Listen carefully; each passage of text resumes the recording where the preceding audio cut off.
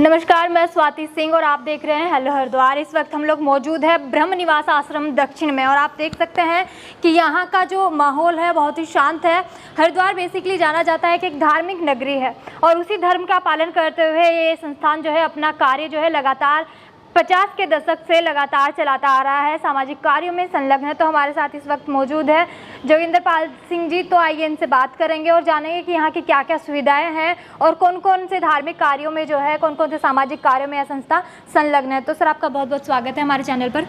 जी, मैं ब्रह्म निवास दक्षिण भाग में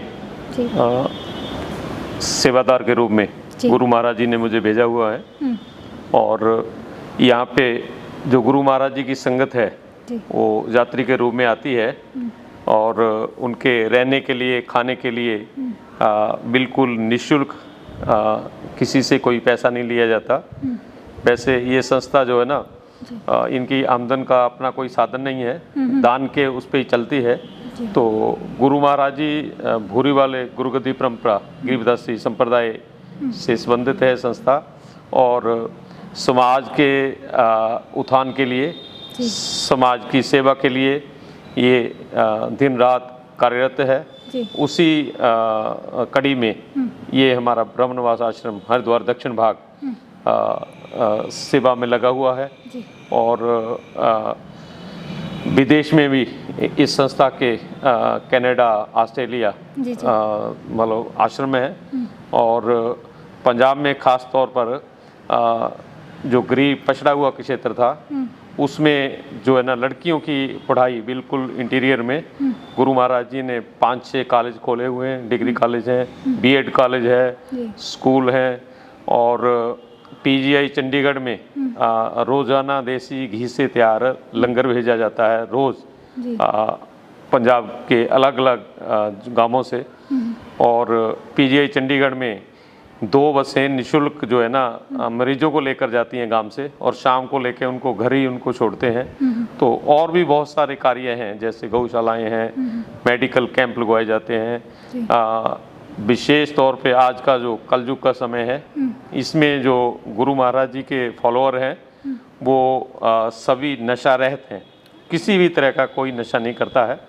तो ये गुरु महाराज जी ने बड़ी कृपा की हुई और इस काम में दिन रात लगे हुए इस सेवा में। जी, तो चलिए आइए हमें आप दिखा दीजिए थोड़ा यहाँ का जो दरबार है उसको देख लेते हैं। आइए, आप देख सकते हैं। तो रोजाना यहाँ पर कुछ प्रार्थना वगैरह होती है? हाँ जी, यह पाठ होता है रोज जी। आचार्य गरीबदास जी की जो वाणी है उसका रोज पाठ होता है यहाँ और भगत भी जितने आते हैं, शाम को संध्या आरती होती है, संत रहते हैं यहाँ, सभी लोग जो है ना आरती में शामिल होते हैं। आचार्य गरीबदास जी की वाणी जो है ना रोज पाठ होता है और महीने बाद भोग डाले जाते हैं।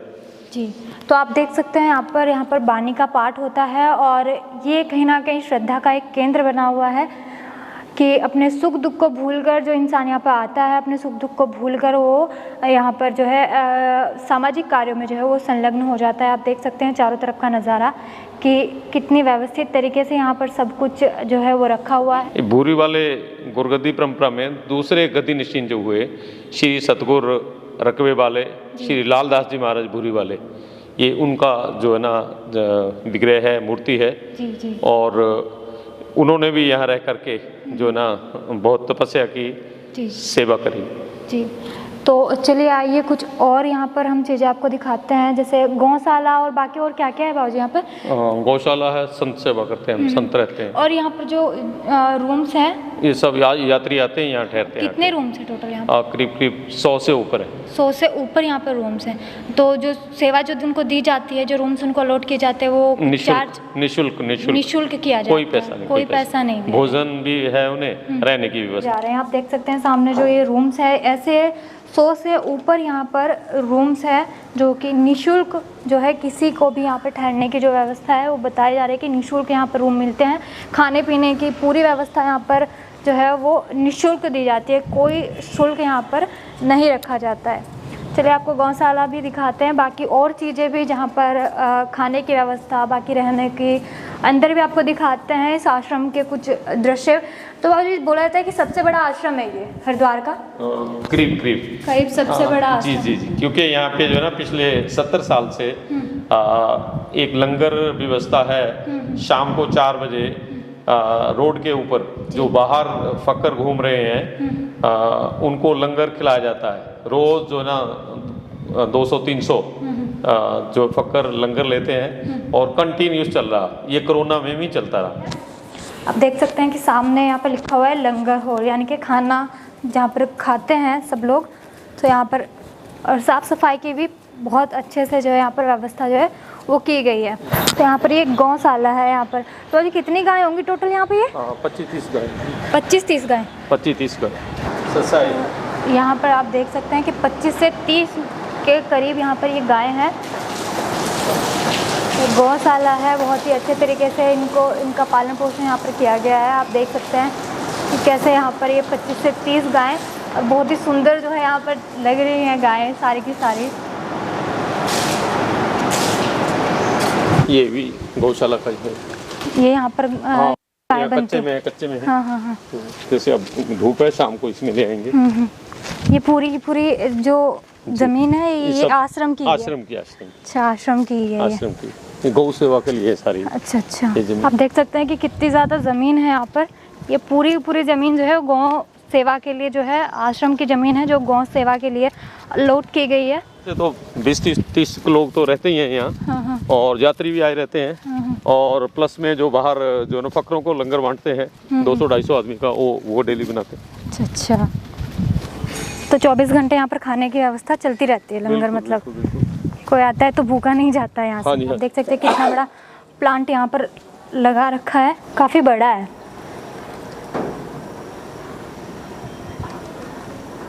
200 से 300 लोगों का खाना रोज बनता है। चलिए, तो ये है गोबर गैस प्लांट। तो लंगर हॉल को भी हम एक बार देख लेते हैं। यहाँ पर खाना बनता है, रोटी बनती है, ये रोटी वगैरह बनती है। यहाँ पर एक खाना बनता है। यहाँ पर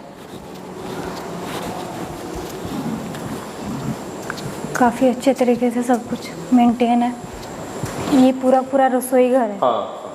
ये उसकी गैस की भट्टियाँ हैं, गोबर गैस की। अच्छा। दोनों, और प्लस वो भी है। यहाँ पर खाने की पूरी व्यवस्था जो है वो अच्छी तरीके से व्यवस्थित तरीके से की हुई है, एकदम साफ सुथरा। हाँ, साफ सफाई की विशेष व्यवस्था यहाँ पर देखने को मिल रही है। आइए आपको दिखाते हैं कि लंगर हॉल कितना बड़ा है। टाइम क्या क्या है यहाँ पर खाने का या फिर किसी भी चीज़ का? वैसे तो जो ना बाहर हमने लिखकर लगा रखा है। हाँ। तो सुबह 5 बजे जो है चाय मिलती है, और फिर 8 बजे जो है ब्रेकफास्ट, हाजरी बोलते हैं हम उसे। तो दोपहर को 1 से 2 भोजन है। चाय के बीच में भी टाइम है, जैसे 10 से 11 चाय है। शाम को 3 से 4 चाय है। संतों के लिए 2 बजे चाय है। शाम को संध्या आरती के बाद फिर भोजन है, दूध है।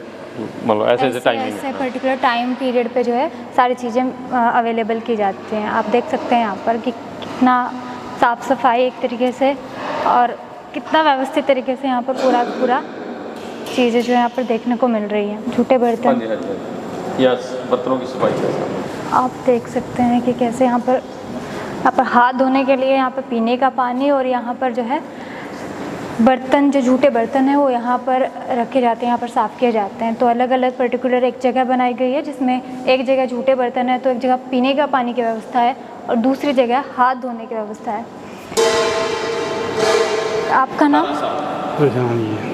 आप कितने दिन से सर? 18-20 साल हो गए। 18-19 साल हो गए, तब से आप यहाँ पर संलग्न हैं, मुझे सेवा में हैं। तो आपने देखा कि इस समय हम लोग मौजूद थे ब्रह्म निवास आश्रम दक्षिण में, और यहाँ की हमने आपको व्यवस्थाएं दिखाई। पर्टिकुलर पूरा आश्रम, हमने आपको आश्रम का भ्रमण करवाया कि कैसे यहाँ पर आश्रम है। आपने देखा कि कितने भव्य तरीके से पूरी व्यवस्थाएँ हैं, कितना भव्य ये आश्रम है। इतने 100 से ऊपर कमरे बता रहे हैं कि 100 से ऊपर कमरे हैं यहाँ पर। हर जो यात्री यहाँ पर आते हैं, ठहरते हैं, उनको निःशुल्क ठहरने की, रुकने की और खाने पीने की पर्टिकुलर जो व्यवस्था है वो यहाँ पर की जाती है। तो तो जैसा कि आपने देखा कि इस वक्त हम लोग मौजूद थे ब्रह्म निवास आश्रम दक्षिण में, और यहाँ पर हमने जो जोगिंदर पाल सिंह जी थे जो सेवादार है यहाँ पर, उनसे बात की, उनसे जाना, और यहाँ पर हमने आपको पूरा आश्रम का भ्रमण करवाया, दिखाया कि क्या क्या सुविधाएं जो है ये आश्रम दे रहा है और कैसे अपने सामाजिक कार्यों के भली भांति जो है सुचारू रूप से आगे कार्यान्वयन कर रहे हैं। 4 बजे बोलते हैं कि जो फकर होते हैं उनको ये लोग जो है वो खाना भी खिलाते हैं। लगभग 200 लोगों का जो खाना है यहाँ पर डेली जो है डेली बेस पे बनता है, और लगातार ये संस्था 50 के दशक से लगातार अब तक सामाजिक कार्यों में संलग्न है। आपको ये जानकारी कैसी लगी है और आपको ये आश्रम कैसा लगा, कमेंट सेक्शन में कमेंट करके जरूर बताइएगा, और ऐसी अन्य जानकारी पाने के लिए जुड़े रहिए हेलो हरिद्वार के साथ। नमस्कार।